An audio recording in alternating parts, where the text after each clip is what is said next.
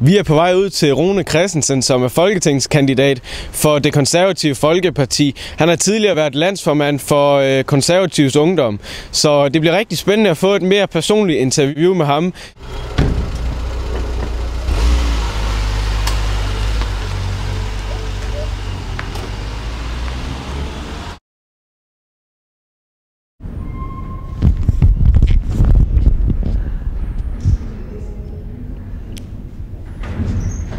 Hej Rune. Hej Thomas. Hvor gammel er du? Jeg er 28 år gammel. Og hvad laver du her på Borgen? Jamen jeg arbejder oppe i den konservative pressetjeneste, som ligger lige heroppe over. Hvad laver du der? Jamen jeg læser jo statskundskab, og så har jeg faktisk bare et studiejob der. Og det er jo meget passende, når man nu er folketingskandidat, men så også... Jamen skal vi ikke prøve at gå derop og kigge? Jo, lad os gøre det. Rune, du stiller op til Folketinget som folketingskandidat, og kan du ikke forklare, hvorfor du gør det?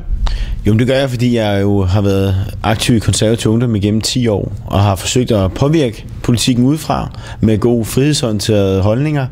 Men jeg synes også, at på et tidspunkt, så tager man simpelthen reelt politisk ansvar, og så skal man ind på borgen og gøre en forskel. Og det er faktisk derfor, jeg stiller op til Folketinget, for at komme ind og kunne gøre en forskel. Du er ikke så gammel, og hvad er det, du tror, som du kan gøre, som vil gøre en forskel? Jamen for mig handler det omkring, at jeg tror, mange politikere herinde på Christiansborg måske lidt har mistet idealismen. Jeg synes ikke, der er særlig stor forskel på Venstre og på Socialdemokratiet, når man holder deres mening op mod hinanden. Så kan det være, at de er uenige om det er skattelettelser eller skattestigninger på 18 eller 31 milliarder kroner, men det er ikke politisk substans, de egentlig diskuterer så meget. Og det er det, hvor jeg gerne vil gøre en forskel. Rune, hvor er du opvokset henne? Jeg er opvokset på Vestlolland, en lille by, der hedder Søllested, hjemme hos mine forældre, som begge to er ansat på Nykøbing Sygehus i dag, og med min lille søster, som faktisk også arbejder herinde i København. Og det har været dejligt at bo på Vestlolland. Jeg er rigtig stolt og er kommet fra Lolland, selvom at mange de måske i øjeblikket ser lidt ned på de kalder udkantsdanmark, så er det noget af det, som jeg holder rigtig meget af, det er at komme i udkantsdanmark og være derude, hvor der er nogle bredere vidder og noget dejlig natur. Ja. Hvad vil du gøre, hvis oppositionen kommer til magten til næste valg? Jamen altså, jeg vil være glad for så vidt, fordi at, jeg tror, det bliver endnu sjovere at sidde i Folketinget, hvis det er, man kan få lov til at sidde og kæmpe lidt med Villy Søvndal som finansminister. Vi har jo allerede set, hvordan det er gået. Under hele den borgerlige regering har SF og Socialdemokratiet jo fremsat forslag, der har kostet milliarder af kroner. Og man kan sige, jeg tror, det bliver noget helt andet, hvis de kommer ind og sidder i regeringskontorerne, og faktisk er nødt til at kunne holde de ting, de lover. Når jeg er ude til paneldebatter på en efterskole, så siger SF'eren altid, på efterskolerne skal have flere penge. Og når man så dagen efter på et plejehjem, så siger SF'eren, plejehjemmene skal have flere penge. Og så er han ude på en offentlig arbejdsplads, så er det de offentlige ansatte, der skal have flere penge. Og så bliver de ved, lige meget hvor de står henad. Det er utroligt dyrt at være på valgkamp, når man er medlem af Socialistisk Folkeparti. Der har jo ikke været så positiv omtale om Det Konservative Folkeparti. Lene Espersen har været under hård kritik.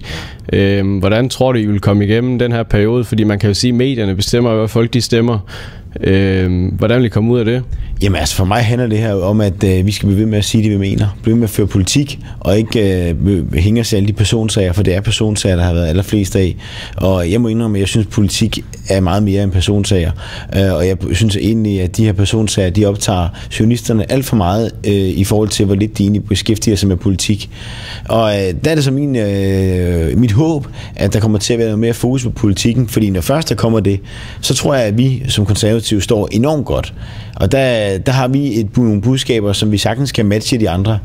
Vi kan sagtens matche Venstres uambitiøse politik, som den faktisk er i mine øjne. Vi kan sagtens matche Liberal Alliances liberalisme med euforiserende stoffer og hvad det ellers går ind for. Og vi kan sagtens matche hele venstrefløjens gavebod. Jeg har jo været inde på YouTube og så set nogle rigtig sjove videoer med dig, hvor du fyrer nogle vitser omkring Villy Søvndal og Socialdemokratiet. Her til sidst i vores interview, kan du så ikke komme med en rigtig god en? Altså de bedste er jo videoen, den kan man se på nettet. Men jeg har der lige en lille en, du godt kan få her.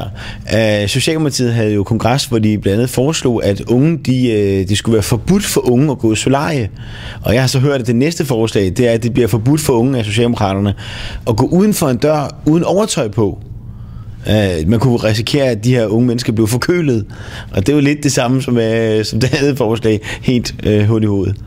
Tusind tak for det, Rune Christensen. Ja, det var så lidt.